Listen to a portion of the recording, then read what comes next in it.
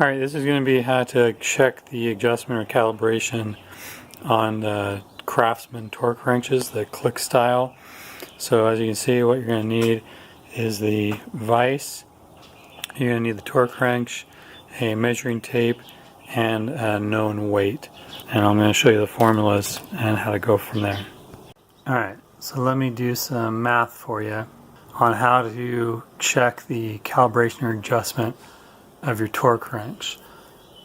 So to determine the torque at the pivot point, we need to use a formula of the distance of inches times the pounds. So the distance from the pivot point out in inches with what known weight in pounds will give us an inch-pound reading. So for the formula, if we have 25 inch-pounds at the head, we're going to have a distance of 12 inches from the pivot point out, and then how much weight. So we can take our 25 divided by 12, and that gives us 2.083 pounds. So we can use that formula for all the different measurements. So if I had, let's say, 130 inch-pounds of torque, I know my distance is 12. How much weight do I need to use to test that adjustment? So that's what I'm doing right now. I'm testing that adjustment. So if it's set at 130, my distance is 12 inches from the pivot point out where I hang my weight. I will need to use a weight that is 10.833 pounds. So if I fill up my jug to weigh 10.833 pounds, I set it at a distance of 12 inches from the pivot point. My torque should then be 130. So that's going to be the formula that we're going to use. I've created a sheet to give me all of the known weights at the different torques. So at 25 inch-pounds at the head, I'll need to use a weight of 2.083 to check the calibration, and just so on. So if I wanted to check it like I used 130, I'll need to use a weight of 10.833. And then if I want to go up higher, check it at 250, I'll need to use 20 pounds, 0.833. So my known weights I can use, and if it's not clicking at the torque setting, I'll need to adjust that Allen head at the end of the wrench. So right in here, I'll need to use my 5mm to adjust that Allen head in the end of it. So that's what we're going to work on right now, using our known weights at whatever the setting is supposed to be to then check the adjustment. So that's what we'll do now. Alright, so this is my chart that I can check the different torque values. So as I already showed it going down, what I did is I added a conversion from the decimal pounds to ounces. So that'll help me out a little bit more. Alright, so for the Craftsman click torque wrenches, what I'm going to do is check the adjustment and calibration of it. And the tools I'm going to need are the vise to be able to hold the socket end of the wrench. I'll need a tape measure to find a known distance, and then I'll need known weights to be able to use as my measurement. But so as I measure out my tape measure, I'm going to find a known distance. So from the head out 12 inches, so I'll use that for my calculations. So what I'm going to do is I'm going to put my weights according to my chart up on here, and we'll see if it clicks. Alright, so let me show you what we got going on. We've got two known weights, an 8-pound, a 6-pound, and 9.3 ounces. That translates to my 14.583 pounds, set at 175, and you're going to be able to read it there, but set at 175 on the 0. The distance I have, the weight, is set at 12 inches. So when I place the weight on here, as I release all the weight onto it, it should click. And you can see that as I push down a little bit more, it clicks. But with it at rest, it doesn't, which means it's set improperly. And so you actually have to put more effort.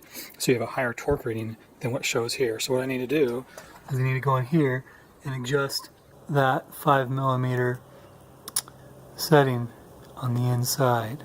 So I'll do that now. I'm going to take the weight off of it first and then check the adjustment. Alright, so I've adjusted it a few times and I think I've got it right on, so I'm going to go ahead and release the weight. And you see it click, so take the weight off, it comes up.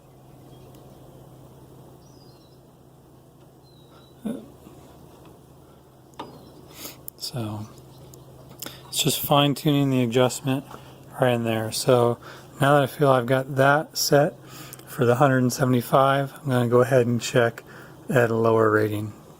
Alright, 145 inch-pounds checked out. So I'm going to move up to 115, so that'll be 9 pounds, 9.583 pounds, which is going to translate down to 9 pounds, 9.3 ounces. So I've gone ahead and redone my weights, so I still have got 9 pounds, 9.3 ounces. Let's go ahead and get these things up.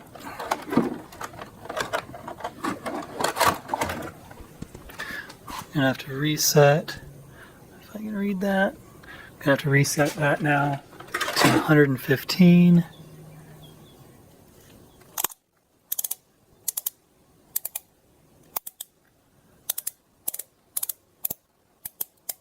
Okay, lock that back in. I know my distance. Oh. Let's try it this way, sorry. Yep. So again, my known distance, and it clicks. So that setting looks like it's good. So I think I've got it reset properly. So I'm going to try some on the, skip a few and go smaller, probably down to, 70 inch-pounds and see from there. Maybe even less. So. Alright, one thing I wanted to show you about checking how accurate it is with the calibration. Now if I'm putting my weight on at the known point, like right now I'm at 5 pounds, 9.3 ounces, that'll equate to 5.833 pounds at a torque rating of 70 inch-pounds. So if I go ahead and put it on, at my known 12-inch mark, and it clicks, I know I'm good. Well, you may ask, well, how do I know it's not too high or too low and it's going early? Well, if I put it further out, there's more pressure on it, so it'll come in easier. But if my known torque location at 12 inches clicks, and then I move it in at a closer distance at the same weight, and it doesn't click, that means it's set properly. If it was set too low to come on too early, then it would click there. So what you can do is if my 12-inch mark is right here, let's see if it'll focus. If my 12-inch mark is right here, and I move it in, and it still clicks, then it's set too sensitive.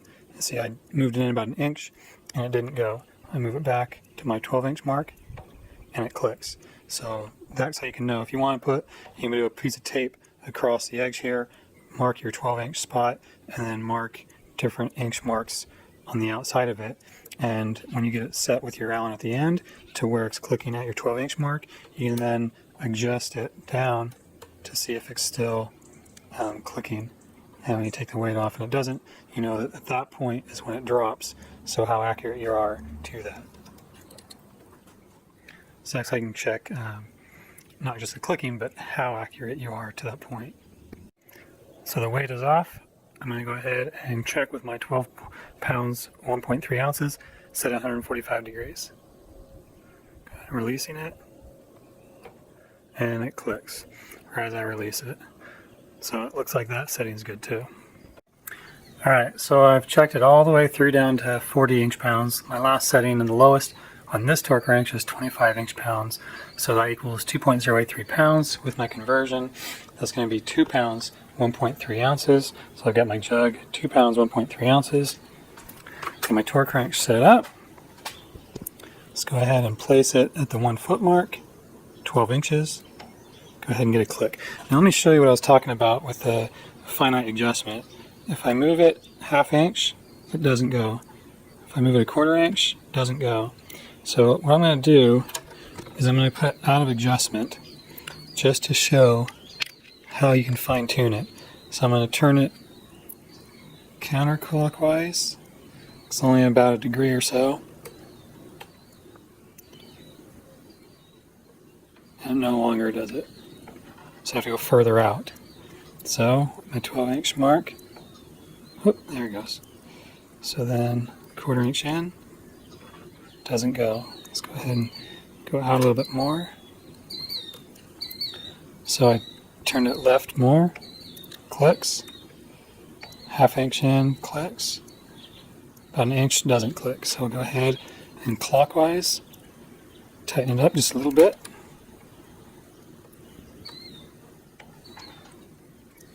So at the 12 inch mark it does. But what I want to make sure, let's see if I can keep this focused, is it always doesn't come in early. So there it comes in early. So what I'm going to do is give a little bit more clockwise rotation. Clicks.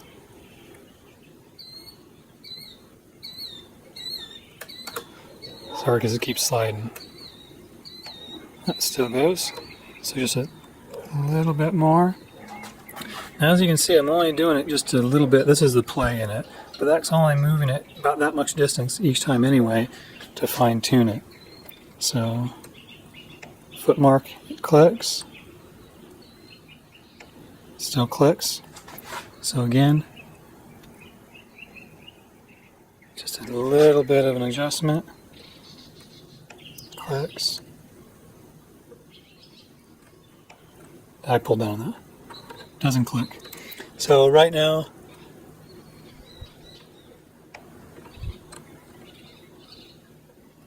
just a tad too much.